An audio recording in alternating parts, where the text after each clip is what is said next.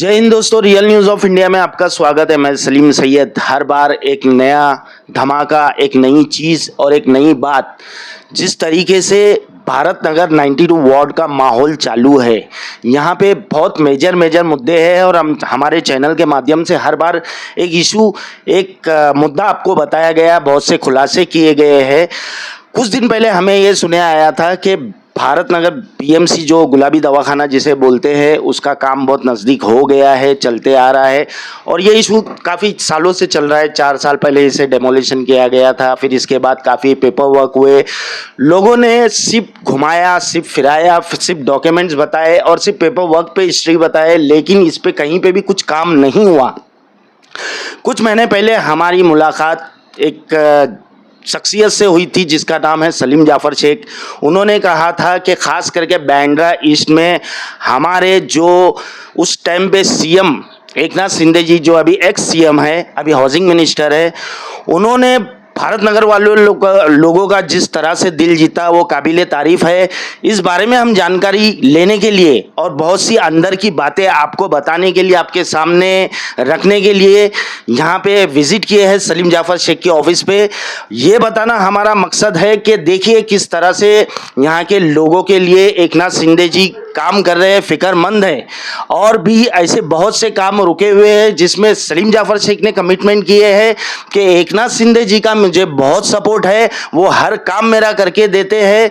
तो हम इसी बारे में जानकारी लेने आए हैं और आप लोगों को बताने आए हैं कि ये काम कौन कर रहा है, किसके ज़रिए हो रहा है, कौन इस पर मेहनत कर रहा है, कौन इस पर पेपर वर्क कर रहा है। क्योंकि माडा एसआर है, जो भी गवर्नमेंट ऑफिस में बहुत से मेहनत करना पड़ता है, एक केबिन में 2-2 घंटा बैठना पड़ता है, बहुत से इशू रहते हैं। बाद में ऐसा ना हो कि मैंने इस पे काम किया था, मैंने इस पे एक इशू बन जाता है।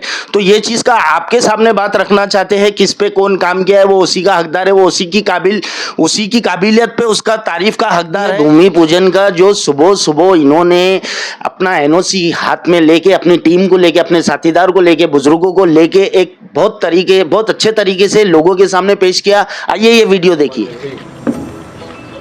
Very good. शाखा प्रमुख साहब लो। वेरी गुड लो। जावेद भाई बिस्मिल्लाह करके चालू करो। Very good. एक ही फटके में माशाल्लाह। सद्दाम भाई वेरी गुड। नहीं अभी तुम मार। अरे मार मेरे। बिस्मिल्लाह देखो सबका ही ऐसा नहीं मेरा शुक्रिया।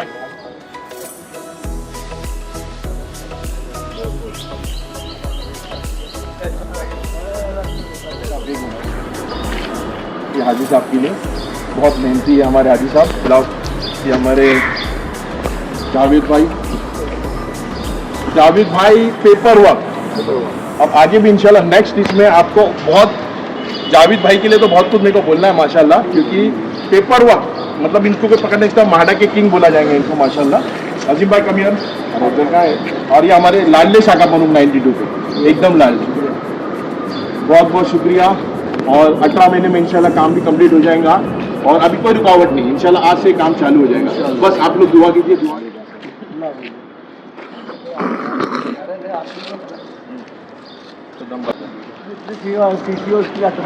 ये जो सीआरजेड की जो ये कॉपी बता रहे, ये कोई मामूली बात नहीं। आज बरसों से हम सुनते आ रहे, तो सीआरजेड आज ये चीज को खत्म कर दिया सलीम भाई ने। सीआरजेड का एनओसी लाके भारत नगर के लिए सलीम भाई ने एनओसी लेकर के, और आने वाले वक्तों में और सारी मेहनत सलीम भाई की अल्हम्दुलिल्लाह पूरी टीम की। ऑफिसर लोग खुद परेशान है कि भाई तुम कैसे लेके आ जाते हो पेपर। भी भारत नगर सीआरजेड में नहीं बोल रहे, अब भारत नगर सीआरजेड में नहीं है। एक मिनट में बोलता, ये सीआरजेड 2 जो अकोला नाला से लगा था, आने वाले वक्तों में जितना भी डेवलपमेंट होगा इसी के बेस पे होगा। कितना रोड छोड़ा जाए, सीआरजेड की एनओसी ये रही, आने वाले वक्तों में हर एक को सीआरजेड की एनओसी एकदम इजी इसी बेस पे मिलेगी। अल्हम्दुलिल्लाह जो काम 20 साल में चल रहा था सीआरजेड का, जो खत्म हो गया अल्हम्दुलिल्लाह। और ये है सीसी, इसके थ्रू आज से काम शुरू हो रहा है माशाल्लाह। ये माड़ा का सीसी है, यानी काम शुरू करने के लिए ये परमिशन है। ये हाँ, और वर्क ऑर्डर तो ऑलरेडी है ही, आ चुका है 1 साल पहले सलीम भाई ने बताया। इंशाल्लाह दुआ करो, अगला काम भी अल्लाह ताला जो इंशाल्लाह बहुत जल्द नई जो खुशखबरी जो, देंगे। जो इरादा जो काम चल रहा है अगला, और वैसे भी लोगों को, काफ़ी लोगों को तो मालूम भी है अल्हम्दुलिल्लाह भारत नगर के अंदर, और इंशाल्लाह बहुत जल्द इसी तरह उसकी भी खुशखबरी आप लोगों को देंगे इंशाल्लाह। लेकिन आप लोग दुआ करो, Yes. ये आपसे गुजारिश है। इतना बड़ा जो इमारत बन रहा है 1+2 का इमारत बन रहा है माशाल्लाह, उसको वो जो टेंडर उठा है, ये हमारे भाई के पास टेंडर उठा है, ये कॉन्ट्रैक्टर है और ये बहुत अच्छे डिसेंट लोग हैं, और बहुत जल्द आज से इंशाल्लाह ये काम शुरू कर देंगे, अब कोई रिकॉर्ड नहीं होगा। Okay sir, okay. मॉक्स कंपनी को मिला है, मॉक्स कंपनी। नाम बोलो, अपना परिचय दो। मोक्स कंस्ट्रक्शन, आपका नाम बोलिए। जय चौहान। शिंदे साहब जिंदाबाद, शिंदे साहब जिंदाबाद, शिंदे साहब जिंदाबाद। और बाकी की और भी जानकारी हम सलीम जाफर शेख से पूछते हैं हमारे इंटरव्यू की तरफ। सलीम जाफर शेख जी, हमारे चैनल में आपका स्वागत है। जिस तरीके का यहाँ पे कई सालों से मैं कहूँगा खेल किया जा रहा था, एक प्रभुगंडा चलाया जा रहा था, जिसपे हम एक सोशल वर्कर भी बोलता है कि मैं गुलाबी हॉस्पिटल, गुलाबी दवाखाने के लिए काम कर रहा हूँ। गुलाबी दवाखाना वो यहाँ पे मायने रखता है कि यहाँ की जनता, बेबस जनता, लाचार जनता, जो कि बाबा हॉस्पिटल भागना पड़ता था, टीवी का जो इलाज होता था वो वीएन देसाई हॉस्पिटल भागना पड़ता था, कुर्ला के बाबा हॉस्पिटल भागना पड़ता था। ये मुद्दा, बेसिक मुद्दा था भारत नगर का खास करके। अब ये इस पे काम हुआ है, किस तरीके से काम हुआ है, इस बारे में हमारे दर्शकों को आप बताइए। अस्सलाम वालेकुम दोस्तों, जय महाराष्ट्र। और सबसे पहले तो मैं सलीम भाई आपका बहुत शुक्रगुजार हूँ, और जाफरी साहब का और आपके चैनल का भी बहुत शुक्रगुजार हूँ कि आप लोग को ऐसा लगा कि रांची से जाकर पूछना चाहिए कि किस तरह से इसका हिस्ट्री जो गुलाबी दवाखाना का आपको खुद मालूम है, क्योंकि इससे पहले आप लोग ने भी इंटरव्यू इश्यू को डाले। देखो, शिंदे साहब को शेयर जाता है, शिंदे साहब ने लेटर दिए, शिंदे साहब ने फ़ोन किए, शिंदे साहब ने बहुत मेहनत की। जब ये हॉस्पिटल था तो वो हॉस्पिटल इतनी कोई बैड कंडीशन या बुरी कंडीशन में नहीं था कि उसे डेमोलिशन करना चाहिए था। उसके बाद एक छोटा सा डिस्पेंसरी दिया गया है, जिससे कि लोगों को कोई इतना खास फायदा नहीं हुआ। तो यहाँ से आप बताइए कि ये पेपर वर्क चालू कैसे हुआ, लोग इसमें कितना आपका साथ दिए, कहाँ कहाँ से एक नाथ शिंदे जी का मेरे हिसाब से उसके बाद आना हुआ, तो इस बारे में बताइए। जब ये हॉस्पिटल टूटा हुआ था और बहुत सारे लोग मेहनत कर रहे थे, बहुत सारे लोग, सब हमारे जितने भी फ्रेंड, हमारे भाई, हमारे दोस्त, सब मेहनत कर रहे थे पेपर बेचारे। अगर प्रॉब्लम में ये हुआ कि उसका कुछ लास्ट में फाइनल वो नहीं हो रहा था कि भाई कहाँ उसका स्टेज जो है, फिर वो स्टेज हमको ये मालूम पड़ा कि एनओसी जो महाड़ा एनओसी देने तैयार नहीं है, बीएमसी हेल्प करने तैयार नहीं है, और लग रहा था कि ये अपने हाथ से हॉस्पिटल निकल चुकी। महाड़ा की जगह है और महाड़ा बहुत 5000 स्क्वायर फुट है समथिंग, तो कम से कम वो 15-20-25 करोड़ की जगह है माशाल्लाह महाड़ा के लिए फ़िलहाल। वैसा तो बहुत देखे जाए तो बहुत उसका वो वैल्यू है, मगर नहीं ठीक है, तो क्या मालूम वो महाड़ा का अंदर का प्रॉब्लम था या था, मगर ठीक है। साहब ने फिर फ़ोन किए और मैंने साहब से लेटर लिया, फिर साहब ने वीपी साहब को फ़ोन किया, जायसवाल साहब को। जायसवाल साहब ने तुरंत मीटिंग बिठाए, जॉइंट मीटिंग में उनको पूछे यहाँ हॉस्पिटल था, बोले हाँ हॉस्पिटल था, मगर सर बोले हमको है ना पेपर्स नहीं मिल रहे उसके, क्योंकि वापस एनओसी देने के लिए पेपर्स लगता है। तो 1976 का एक पेपर मैंने निकाला, जो कुछ है मेरे पास अभी भी मौजूद है। तो फिर जब मैं जाके दिया प्लानिंग डिपार्टमेंट में, तो वहाँ मालूम पड़ा कि उस पर लिखा है 1976 की ये जो प्लॉट दिया गया है ये गुलाबी दवाखाने को दिया गया है और यहाँ पे दवाखाना रिजर्व है।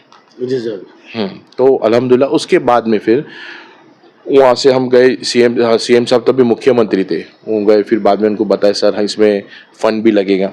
तो सीएम साहब यूडी में उनके अंडर में था, तो उन्होंने यूडी के अंडर से फ़ंड भी दिया और सीएम साहब ने बहुत अच्छे से मेहनत की है मेरे पीछे, वो उनके पीछे पड़े, मैं भी बराबर फॉलोअप किया।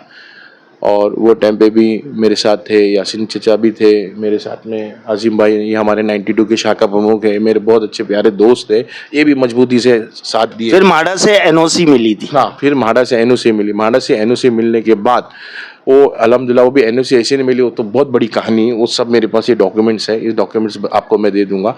उसके बाद में फिर टेंडरिंग हुआ, टेंडरिंग होके टेंडर उठा, टेंडर उठने के बाद खुद बीएमसी ने टेंडर की और उन्होंने जिसको देना था दे दी, जो कंपनी को। उसके बाद में जब हमको ये स्टार्ट करना था, शिंदे साहब से मैं टाइम लिया था, तो मुझे मालूम पड़ा कि यहाँ CRZ का एनओसी चाहिए। तो CRZ के NOC के लिए अगस्त 1 तारीख या 14 तारीख को अप्लाई किए सीधे CRZ के NOC के लिए, वो भी अप्लाई इधर BMC वाले किए। BMC वाले ने वो NOC जाता है, NOC के लिए चेन्नई से लोग आते हैं देखने, फिर चेन्नई से लोग आते हैं। फिर मैं बोला भी कि भाई आगे भी जो काम चालू उनके पास CRZ की NOC है और यहाँ भारत में भी CRZ की NOC की ज़रूरत नहीं। फिर भी बोले नहीं, ये CRZ के नज़दीक आता है, CRZ 2 है तो उसमें NOC है। अच्छा, उसके लिए भागम दौड़ी करते हैं तो मेरे को ये मालूम पड़ा माशाल्लाह कि अगर ये अपने को गुलाबी दवाखाने की NOC मिलती है तो 7643 जो अपनी ज़मीन लैंड का जगह है तो पूरा भारत नगर CRZ से खत्म हो जाएगा। जैसे अब डर था कि भाई 2 घर आपका आगे से जाने वाले लोग मेरे पास आते, सलीम भाई 2 घर जाने वाले, तो अल्हम्दुलिल्लाह अभी किसी का 2 घर, अगर 2 घर जाता तो फिर हॉस्पिटल बनता ही नहीं।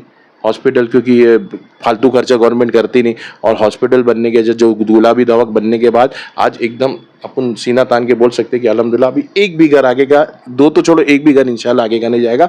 और फिर उसके बाद में जो CRZ की NOC करते करते भागम दौड़ी करते करते पंकजा मुंडे मैडम के साथ मैं गया, उनके पास मिला। वो जो है एनवायरनमेंट के आज मिनिस्टर है, उन्होंने मेरे को वादा किए कि मैं जल्द से जल्द करूँगी। फिर अभी 14 जुलाई को उनका एक वो संस्था बैठती है, मतलब एक पूरा टीम बैठता है। वो टीम बैठने के बाद उन्होंने बोले ठीक है, तो अपना कुछ 29 नंबर था, उन्होंने वहाँ से ओके हुआ।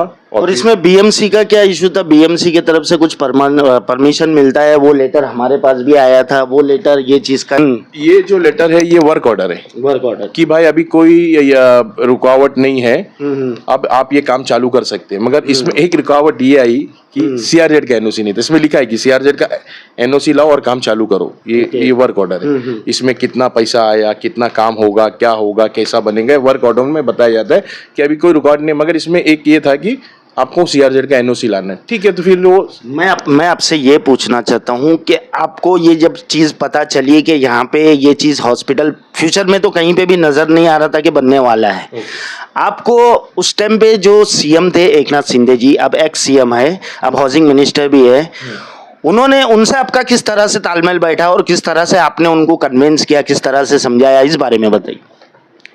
मैं उनसे गया, उनसे मुलाकात किया माशाल्लाह वर्षा बंगलो पे। मैंने उनको सबसे पहले तो ये लेटर दिया, ये लेटर है, ये आप देख सकते हैं, पकड़ो, ये लेटर है।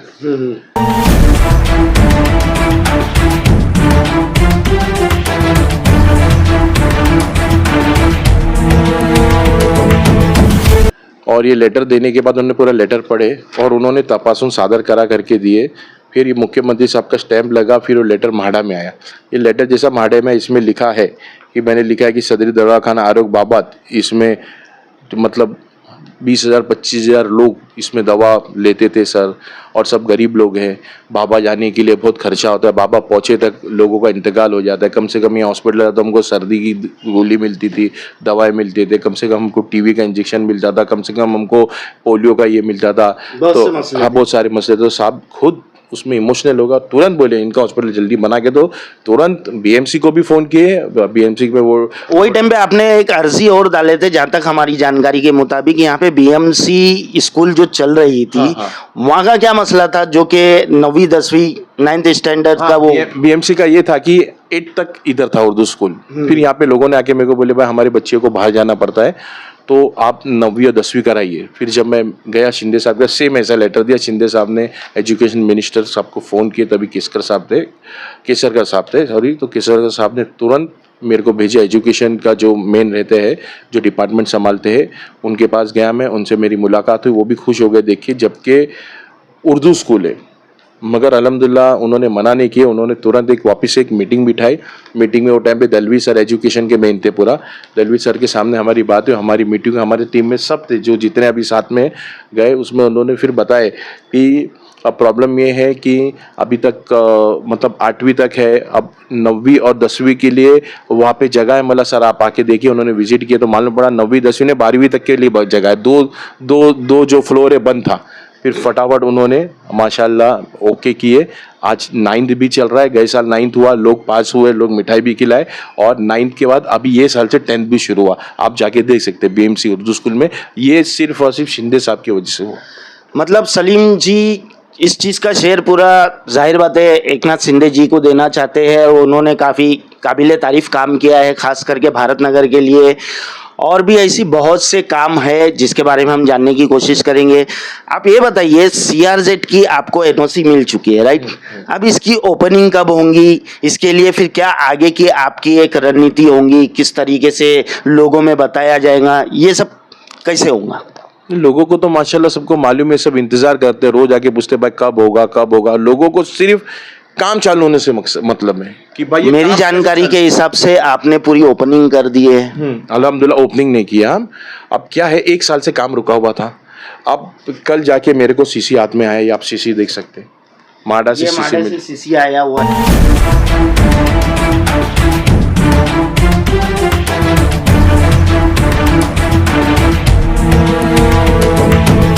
हाँ सीसी Very good. ये मतलब अब तो अपना काम, अब CRZ का भी NOC भी खत्म हो गई बात, ये भी CRZ की NOC है।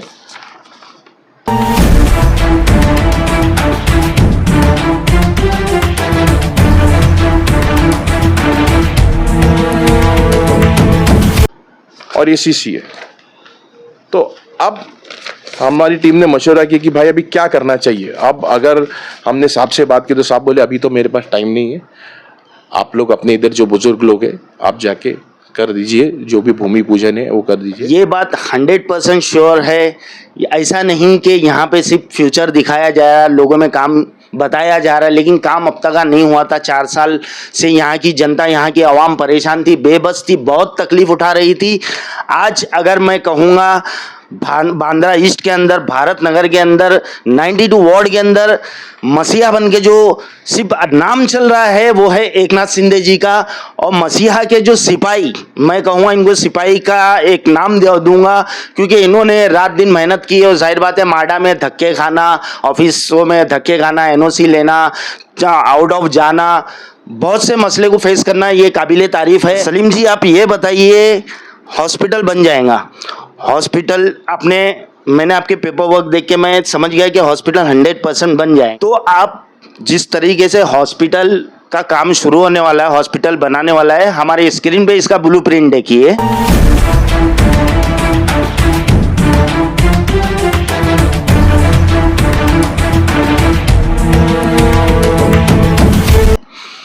देख के आपको समझ में आता है कि कितना डिजिटल और कितना बेस्ट हॉस्पिटल बन रहा है।